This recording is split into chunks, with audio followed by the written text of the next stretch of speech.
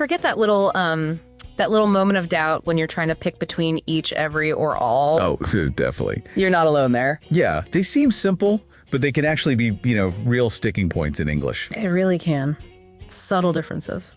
So our mission today, let's dive deep into these three. The goal is, by the end of this, you won't just guess anymore. You'll actually understand why one fits and the others don't. Exactly. We're tackling each, every, and all. Ready for some clarity? Let's do it.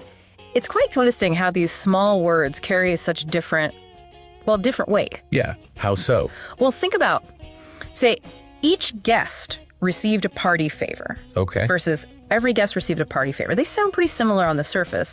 But that first one, each guest, it really emphasizes the individual distribution. Like maybe the host took special care with each person. Oh, okay. One by one. Right.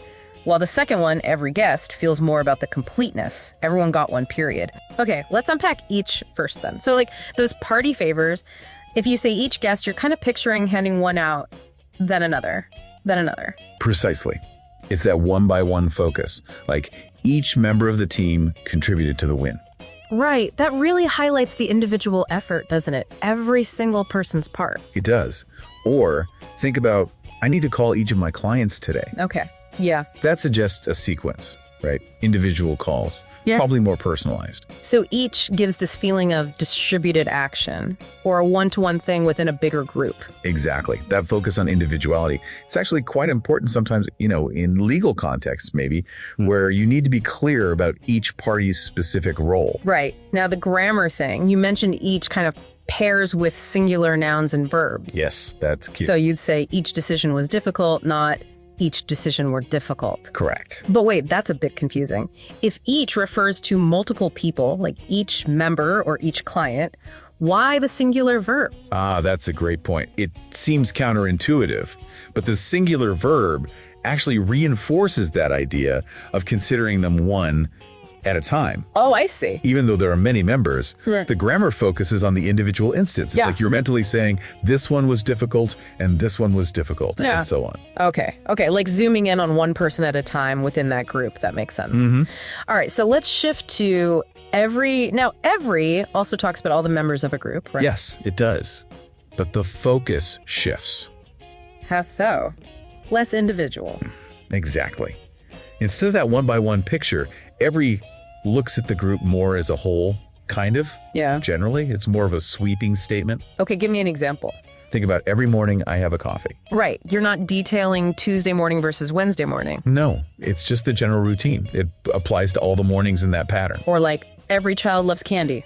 It's a general statement about all children. Precisely. Or every car on the road needs to be insured. That's like a universal rule for that category car. So everyone gives this sense of universality or generality within a certain group or time frame. Yeah, I think that's a good way to put it. It's less about the specific individual experiences and more about a shared condition or something that happens regularly. Which is why we use it for habits, rules, things like that. Exactly. Widely accepted truths, general patterns. Okay, now, grammar-wise, each also takes a singular noun, right? Yes, absolutely. Always singular. So it's every student must pass, not every students must pass. Correct. That's a really common mistake people make. Yeah, I can see why. You're thinking about lots of students, so you want to say students. Why the singular noun if it means all of them? Well, think of every student as referring to the category student considered across all its instances. Okay. It's like saying, for any instance you pick of student, this rule applies. The focus isn't the collection, the plural group, but any individual that falls under that general label, student. Okay. The distinction is definitely getting sharper.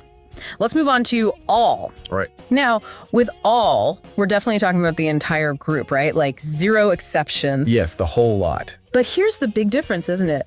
All goes with plural nouns. Plural nouns or those uncountable ones? Ah, right. Uncountable nouns, like things you can't easily count individually. Exactly. So you can say, all the books on the shelf are mine.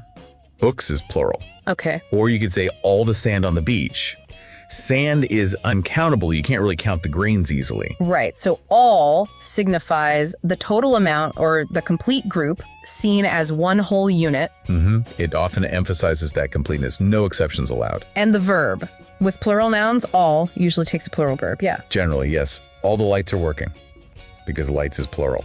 Makes sense. And what about all of? I hear that sometimes like all of the information was helpful. Ah, yes, all of. Does the of change anything or add emphasis? It often comes before a determiner like my, the, these, those. So all of my friends, all of the students. If the noun is just on its own, especially uncountable nouns, all is more common. All water is wet. Gotcha. It's subtle. But noticing when people use all of versus just all can, help tune your ear. Definitely. Okay, quick recap then, just to nail this down. Each. Individual focus, singular noun, singular verb. Right. A Group as a whole, but in a general sense. Still singular noun, singular verb. And all. The whole group, the total amount. Plural noun with a plural verb usually, or an uncountable noun. Okay, let's try putting that side by side, like a mental table. Good idea. So word, each, focus, individual, noun, singular, verb, singular, example, each student is here. Perfect. Next, word, every, focus, Yeah. group, but general, noun, singular verb. Yeah. Example, every class is different. Nice. And finally, word, all, focus, whole group, noun, plural or uncountable verb, plural or singular, depending on the noun.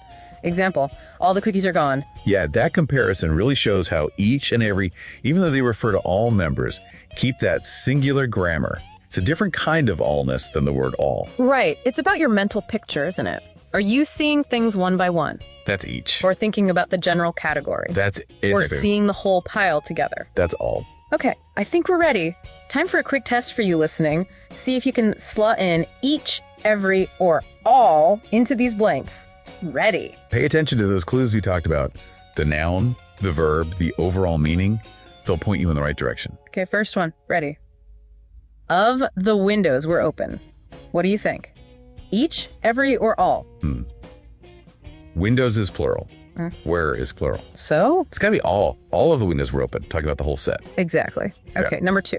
The teacher gave student individual attention. Each, every, or all? That phrase, individual attention, is a big clue.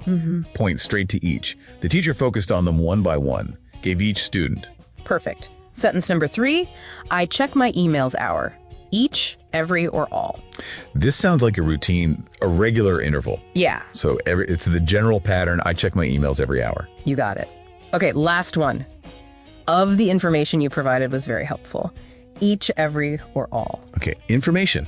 That's uncountable. Right. And we're talking about the entirety of it being helpful. So all of the information. Excellent. How did you do out there?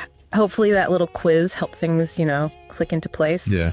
Just to bring it all home one last time. Each, think individual items one by one. Think all members, but generally as a category. And all think the whole collection, the total amount, often with plurals or uncountables. And it's worth remembering, the choice between them really can subtly change the emphasis. Oh, so. Well, choosing each really highlights that individuality. Choosing every stresses the generality or the rule. And choosing all underlines the totality, the completeness. It's about the nuance you want to convey. That's a great point. So we really hope you'll maybe play around with this yourself. Try writing a few sentences. See what happens when you swap each for every or every for all. Yeah, experiment a little. We've got more of these language deep dives planned, so definitely stay tuned for those. And thanks so much for joining us today. Yes, thank you. And maybe a final thought to leave you with. Please. Start actively noticing how these words pop up in conversations you hear or things you read or watch. Pay attention to how they're being used. Like what nuance is the speaker adding by choosing that specific word? Exactly. How does each versus every versus all change how you understand what's being said? That kind of active observation it's a really powerful way to make this stick and just get a better feel for the language. Great advice. Until next time.